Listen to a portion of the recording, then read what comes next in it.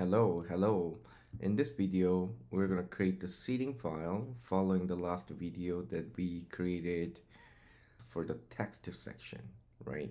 So let's go to seeding file, okay? So seed file here. So we needed to add record, which is text section, right? So to do that, we're gonna have more data where we are seeding, right? So we'll be including sections, okay? I'm gonna include one section, and then we're gonna have types of the section, which is text section, okay? And then another thing is we're gonna give the index that is 0, and then we're gonna add text. In this case, we don't need to add anything because everything is optional, right? What I mean, content gets automatically generated with the default value. ID, created at, updated at, these are not required to enter, right? So everything looks good. So now I'll be seeing the data, npx prisma db seed. Awesome. So as you can see, we are just getting the project back, right? So to check the data we entered, we are going to include the data. Oh, not here. So in order to check the data we just inserted, we're going to include everything. So we're going to include sections, include text, and then true. So, and then let's just try to check. So if you just run seeding again, right? Okay, newly generated, and then object became bigger. That is because we are including much more data, right? So const result. Let's quickly take a look how data structure is looking like, right? Here we have project data, and then it includes the sections, and then sections include each section, right? And then inside of a section we have text object because our data type, the section type is text here, right? Looking good. So now everything is looking good. So now I'm gonna clean up the data. But one thing I have noticed is we hard-coded the user ID here, right? So, but the user ID need to be real, right? So what I'm going to do is getting the user ID associated with this account by just going to the detail page here where we are getting the user ID. I'm gonna pro breakpoint it here. Then we can copy paste the user ID value, right? So here, let's quickly refresh. Oh, maybe I didn't turn on the application. So let's go to debugging. Click this here. I think the shortcut is F5. Awesome. Shortcut is F5. So looking good, and then our application is running in debugging console. Then we're gonna refresh it. Here we go. So now we stopped here. So this is the ID that we need, right? So let's go back to the seeding, and then we're gonna replace with the real user ID. So awesome. Let it run, and then let's remove the breakpoint. Great. Now I'm gonna reset the database by adding this command npx prisma migrate reset. So this one will destroy the database, yes, and then we're gonna see the file. Awesome. If you look at the data, ID is starting from 1, so which is good. Let's quickly refresh, right? So currently we don't show anything. You know what? Let's make a commit first, right? So I'm gonna do git add, git commit, update seed file, right? So that's what we have done. And then in the page, we have the project retrieved, right? You can include all the sections. So the way you can do is this. So include and then sections, right? But here you needed to give some condition, right? So here I'm gonna order by the index. So here index ascending order, right? And then we're gonna include text. We'll include text, right? So text true. Awesome. So then in this project, we are gonna have all different kinds here, right? So we can just map it quickly. So I'm gonna show you how. So here I'm gonna have UL tag to show the sections. So we can have a header and a footer, but let's not worry too much, right? So footer for the future, right? So header, header. So header and the footer is there, right? Let's give paddings here for P16, the same as other areas, right? So here header is here, and then we're gonna have a footer later, right? So I'm gonna do class name py16. We're gonna fix it later, but for now do not worry too much. Here I'm gonna map the data project dot sections and then dot map, right? And then each section we're gonna iterate, and then in the li tag give the key, right, to react to specific section. And then what we really needed to render is the section, right? This inside of a section we're going to include certain data, that is for now section dot text dot content. So let's take a look. Oh, nice, right? Currently we don't have container, looking a little bit weird. So what I would do is inside of the li tag I'm gonna have container that we created the other day, right? So container will be centering the content, at the same time giving the paddings. Let's take a look. Cool.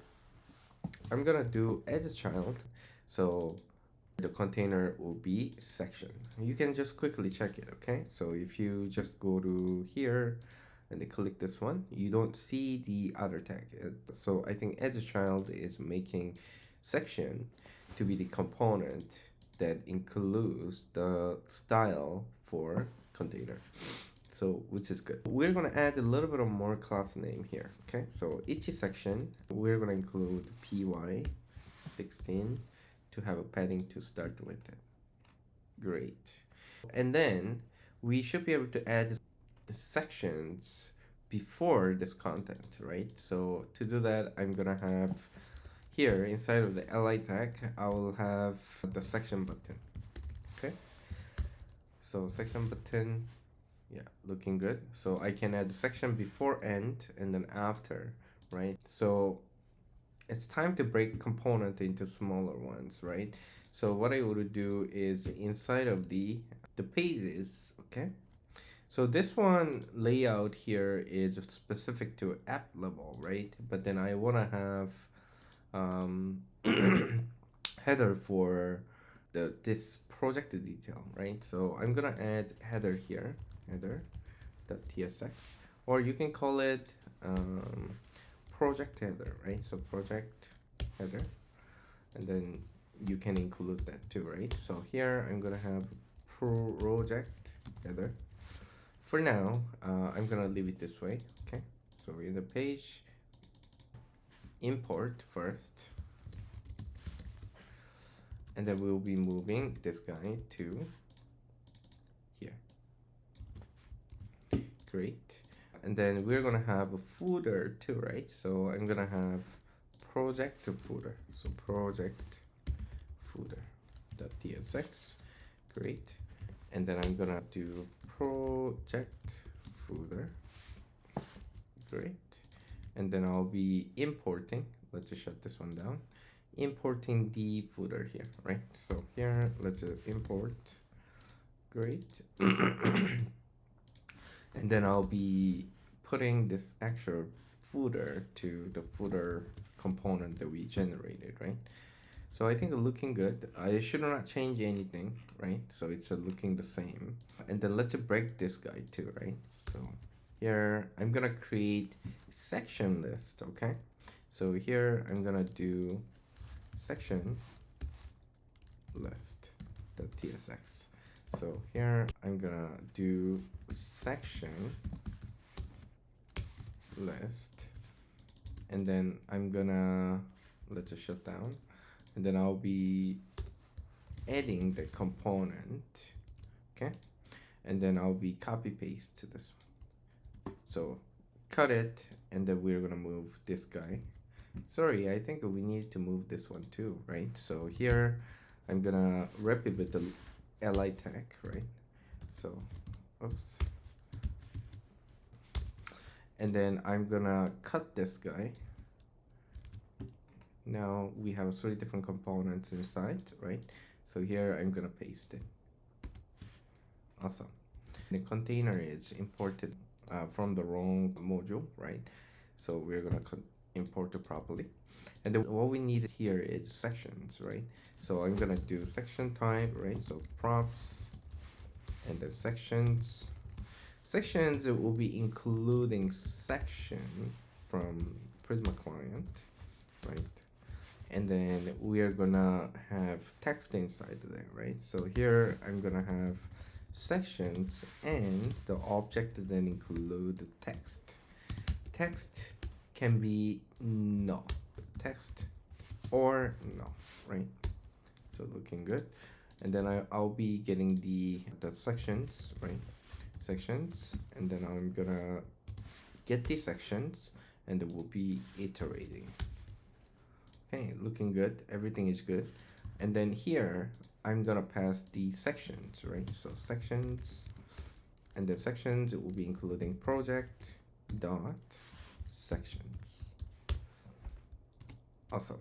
Everything is looking good. So let me just make a quick commit. Okay, so I'm gonna do git add, git commit, add sections, right? And then here we can consider making this guy into text editor. So we'll be using Tiptap. So to go to Tiptap, this one will provide a lot of good tools. Oh, here we go.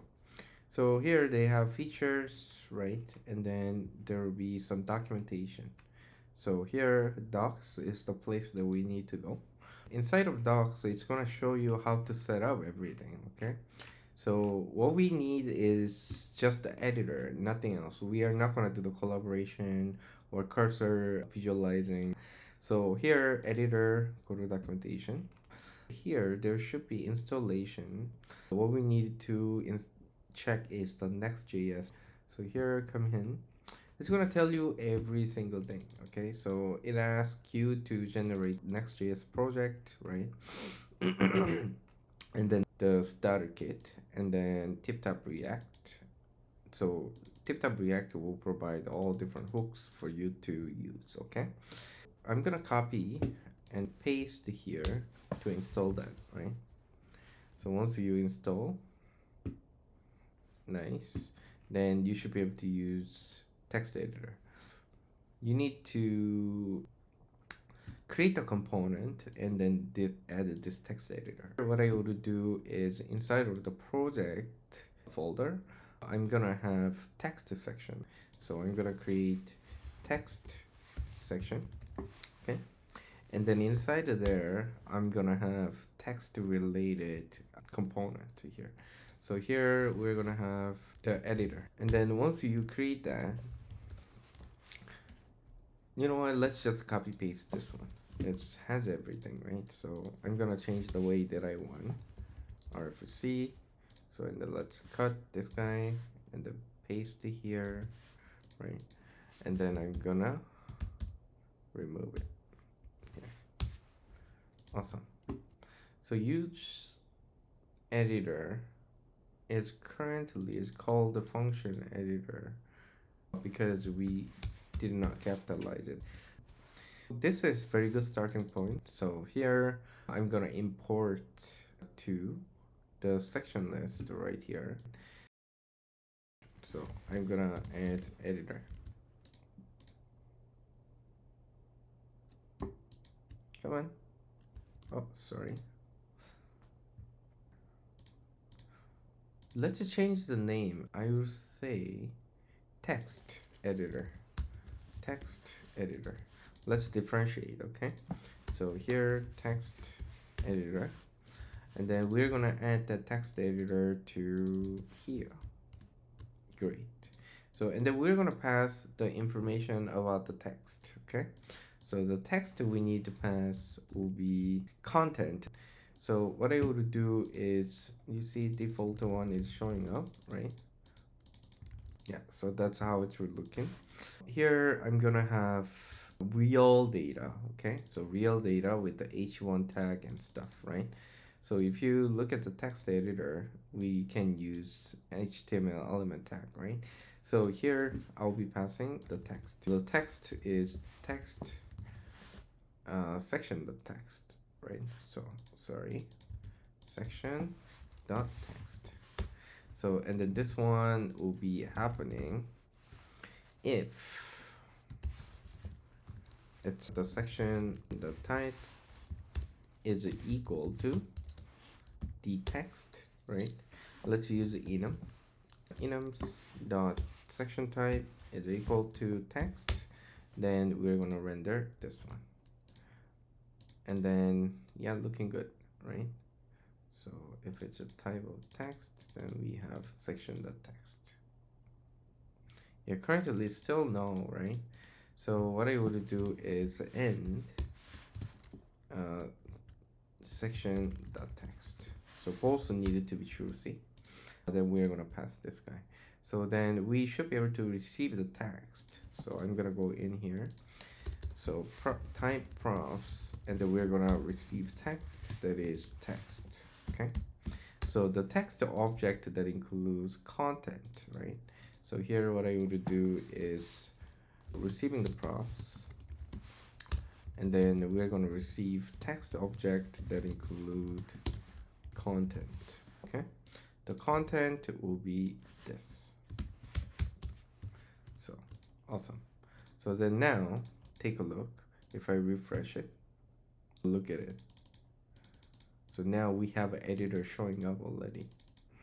Looking good, looking good. I kind of like it. Awesome, awesome. So which is pretty good in my opinion, right? Later you can changing it to paragraph, and then you can bold, and then you can make it italic, and then you can align the text to center or right or left, right? All different kinds of things can be done. So I'm gonna just give just small styling, right? It's kind of looking ugly at this point. So if you go to the documentation, there should be some more stuff you can do. The next thing that I want to do is styling here, right? So styling is something that I am focusing on to start with. So not CDN, styling here. So go to styling, and then if you go to the documentation here, there should be Tailwind section, okay? This tool is recommending to use Tailwind, the CSS typography plugin here, okay? So there are a couple of things that need to be done. So what I would do is installing them first, okay? npmi typography, right? And then hit enter. And then the next thing you need to do is go to global.css, and then you need to add plugin the Tailwind CSS typography, right? So I think this one might be correct. And then yeah, so let's go here. Styling can be done, right? Let me just quickly check. Oh, so and then we needed to add this guy, right?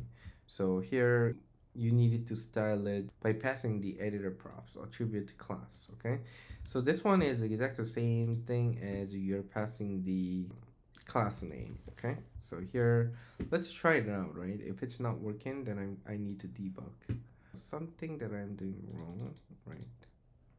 So here, let me see. Each dark user custom variant. So I think I'm doing something wrong here based on what I see.